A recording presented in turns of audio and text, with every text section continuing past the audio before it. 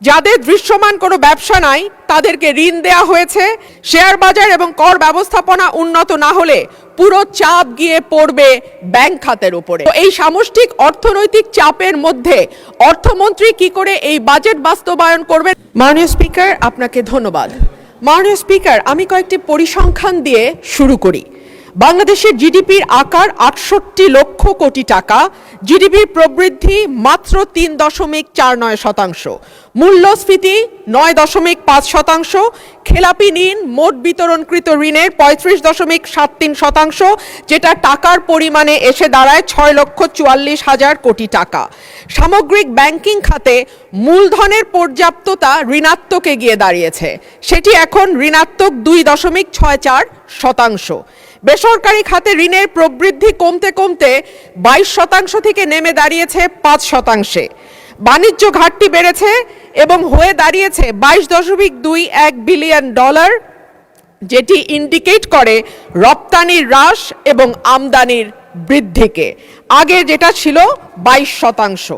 মাননীয় স্পিকার, শ্বেতপত্র বলছে বাংলাদেশ থেকে গত ১৫ বছরে পাচার হয়ে গেছে $২৩৪ বিলিয়ন, অর্থাৎ বছরে প্রায় ১৪ থেকে ১৬ বিলিয়ন ডলার পাচার হয়েছে।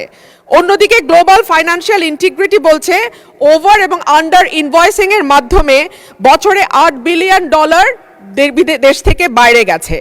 বাংলাদেশের ব্যাংককে রাজনৈতিক হাতিয়ার হিসেবে গত ১৫ বছরে ব্যবহার করা হয়েছে। যাদের দৃশ্যমান কোনো ব্যবসা নাই তাদেরকে ঋণ দেয়া হয়েছে, পরিবারের হাতে ব্যাংকগুলোকে একটির পর একটি তুলে দেয়া হয়েছে।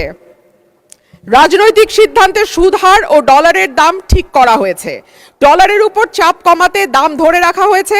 অন্যদিকে ১৮ থেকে ২০ বিলিয়ন ডলার এই খাত থেকে বিদেশে চলে গেছে। শেয়ার বাজার এবং কর ব্যবস্থাপনা উন্নত না হলে পুরো চাপ গিয়ে পড়বে ব্যাংক খাতের উপরে।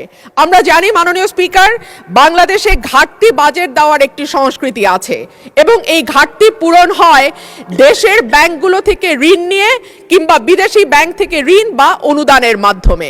মাননীয় স্পিকার, ব্যাংক খাত যেখানে অলরেডি খেলাপি ঋণ বা মন্দ ঋণ মোট বিতরণকৃত ঋণের ৩৫% গিয়ে পৌঁছেছে, সেখানে এই ব্যাংকগুলো আর ব্যক্তি খাতে বিনিয়োগের জন্য কোনো ঋণ দেওয়ার অবস্থায় আছে কিনা সেটা একটি বড় প্রশ্ন। IMF সম্প্রতি জানিয়েছে যে তারা বাংলাদেশে যে ঋণের চুক্তি হয়েছিল তার পরবর্তী কিস্তিগুলো নতুন সরকারকে আর দেবে না, তারা নতুন করে চুক্তি করতে বলছে।